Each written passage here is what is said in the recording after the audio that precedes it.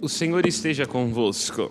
Ele está no meio de nós. Proclamação do Evangelho de Jesus Cristo segundo Mateus. Glória a vós, Senhor. Naquele tempo disse Jesus aos seus discípulos: vós ouvistes o que foi dito, amarás o teu próximo e odiarás o teu inimigo. Eu, porém, vos digo, amai os vossos inimigos e rezai por aqueles que vos perseguem. Assim, vos tornareis filhos do vosso Pai que está nos céus, porque Ele faz nascer o sol sobre maus e bons, e faz cair a chuva sobre justos e injustos.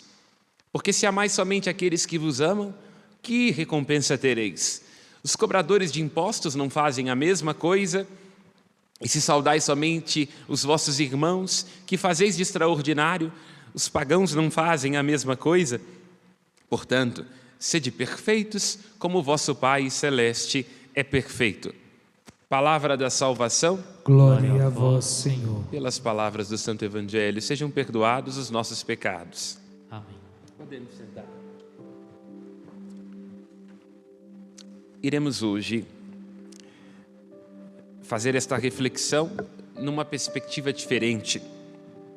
Como diz o apóstolo Paulo na primeira leitura que acabamos de escutar, faremos não uma exortação cujo objetivo é o de obrigar, mas antes de tudo será uma fala para apelar à nossa consciência e à nossa generosidade. Vamos, em primeiro lugar, situar o contexto desta leitura escolhida para nós, preparada, antes de tudo, pelo carinho da igreja nesta liturgia.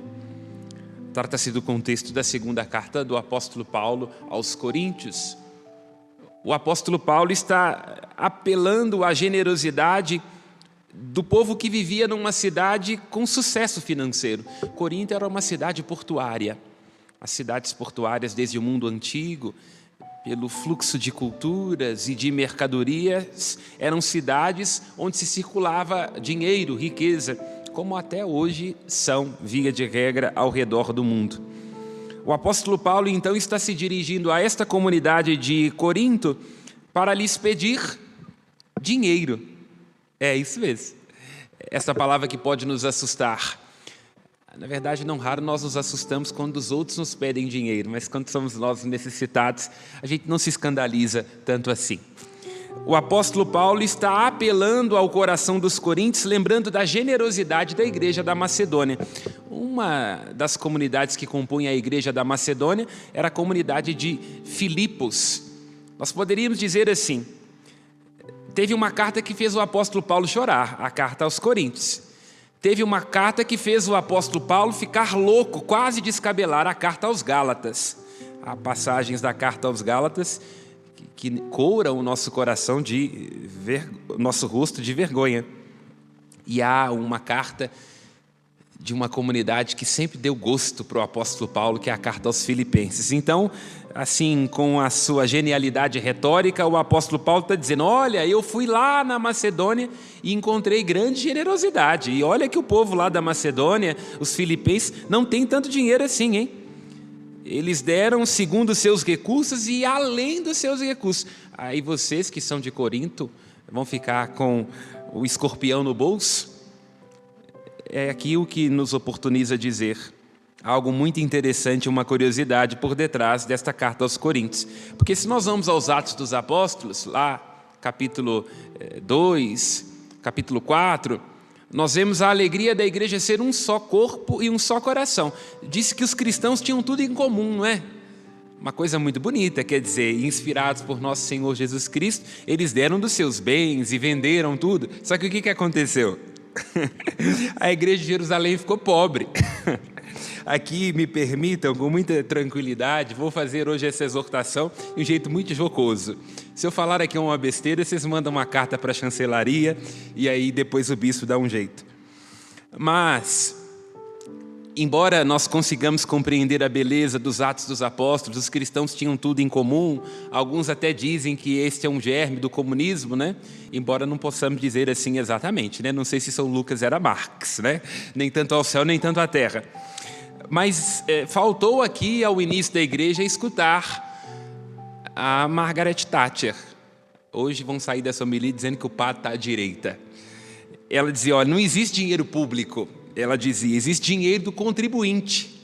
Significa então que no momento do início da igreja, todos colocaram tudo em comum, venderam os seus bens, e o que aconteceu? Todos ficaram pobres. E aí a igreja de Jerusalém perdeu os seus recursos. Aí lá vai o apóstolo Paulo com a sua bolsinha, teve que ir em todas as igrejas por onde ele já tinha passado, pedindo dinheiro para sustentar a igreja de Jerusalém. E aqui quero introduzir algo que é muito interessante. Olha, a caridade, o cuidado daqueles que mais precisam, o desejo de partilhar os bens, tem que ter racionalidade. É por isso que a igreja, embora possa ser sensível às questões, por exemplo, apresentadas pelo socialismo, e não há erro nenhum disso, ela também não pode seguir a mesma dinâmica. Em primeiro lugar, porque o socialismo é materialista. E não há espaço no socialismo para a transcendência, portanto, não há a mínima possibilidade de conciliar comunismo com a fé. Nada contra Marx, mas é pelo fato de que são coisas que caminham nas direções opostas. Nós não queremos o céu na terra. Como lembrava Dostoiévski, em Irmãos Karamazov, o comunismo é uma Babel invertida.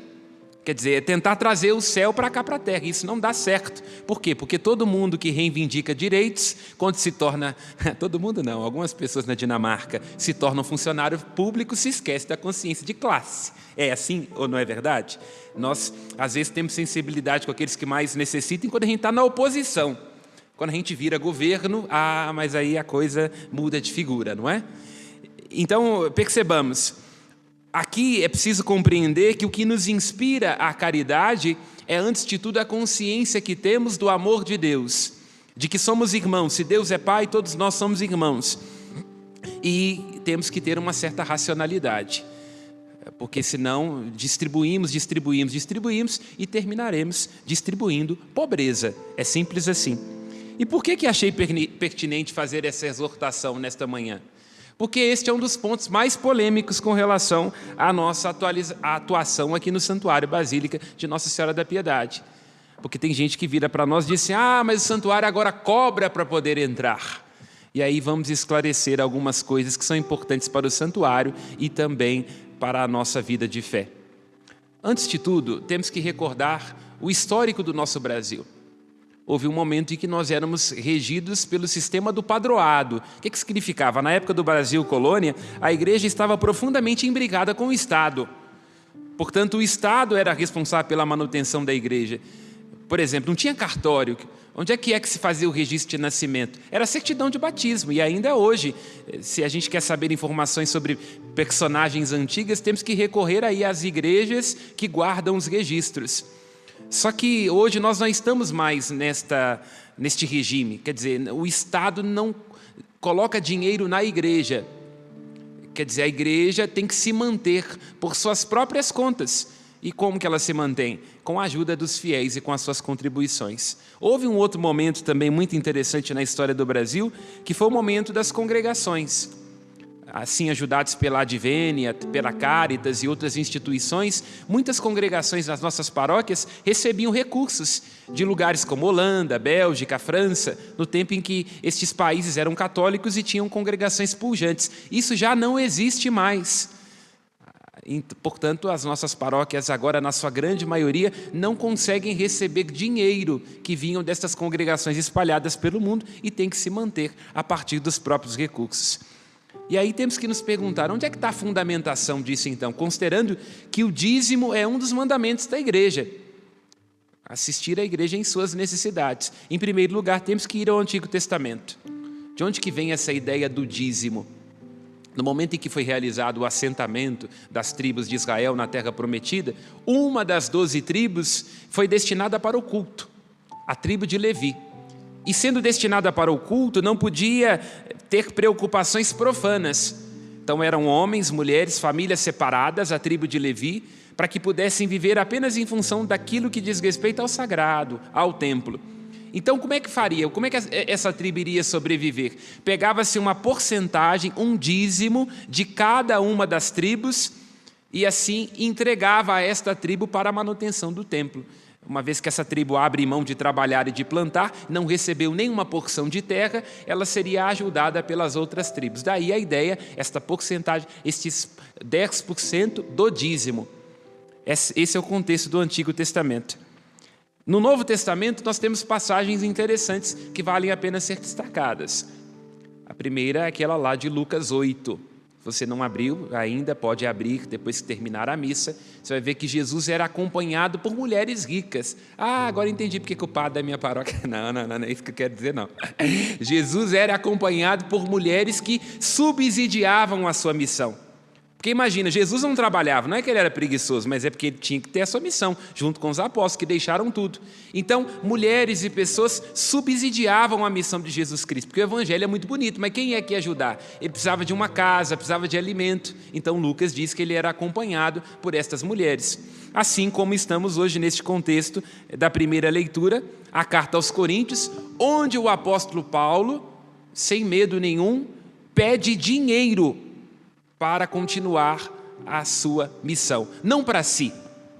O apóstolo Paulo não se enriqueceu. Ele mesmo disse, no capítulo ontem que meditávamos, ele mesmo vive como indigente, como homem despojado, mas, no entanto, na consciência de que se a evangelização não tem preço, porque ela vem de graça, ele anuncia o evangelho da graça, ela tem os seus custos. E por isso você pode entrar, olha a linguagem contemporânea, você pode abrir a sua Bíblia, 2 Coríntios capítulo 8, e ver todo o esforço do apóstolo Paulo para ajudar a compreender que o dinheiro não é um fim da obra de evangelização, mas ele é necessário. Porque se não houver dinheiro, se não houver recursos, se as pessoas não contribuírem com aquilo que é seu, não é possível continuar evangelizando. Não é pedir para si, para o padre, para o bel prazer, para o seu enriquecimento, mas na consciência de que a evangelização ela tem os seus custos. E ele passa então com a sua bolsa para fazer a coleta de Jerusalém. E aqui nós nos atualizamos a nossa situação muito concreta, por exemplo, das nossas paróquias e do nosso santuário basílica. Por que nós ficamos o tempo todo insistindo em família dos devotos? Por que atualmente, para entrar no santuário, há o valor de preservação? Porque este santuário, como nós rezamos em nossa oração, é uma herança nossa que nós vamos sempre preservar e defender. E ele só pode ser mantido com a sua ajuda, porque aqui não entra dinheiro do Estado. E você pode ter certeza que está cheio de empresa por aí, e não vou citar não, porque eu não tenho dinheiro para pagar advogado, né? Nós estamos em tempos muito perigosos. Está cheio de gente que fica o tempo todo querendo oferecer dinheiro para Dom Valmor e para os padres da Serra da Piedade, para dizer assim, não, você quer uma Serra da Piedade? Nós construímos 3. Basta vocês deixarem a gente fazer isso, aquilo, cavucar de um lado, cavucar do outro. Pode ter certeza que está cheio de gente querendo dinheiro.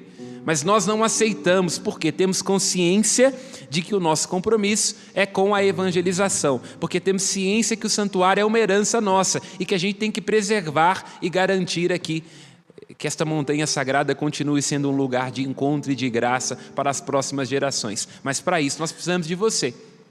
Então o valor de preservação não é dinheiro para padre colocar no bolso. Das primeiras coisas que eu fiz, contando uma coisinha para você, quando me ordenei diácono e depois padre, foi comprar um carro. Eu tive que vender, porque o minério de ferro estava acabando com ele. Então perceba, ser padre na Serra da Piedade é prejuízo.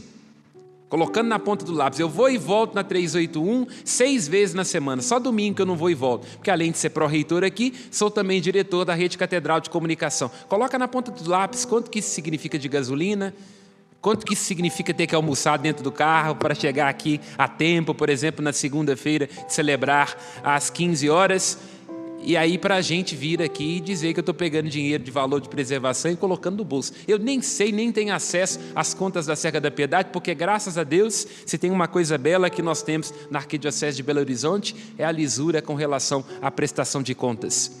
Não sou eu que pago as congras que recebo.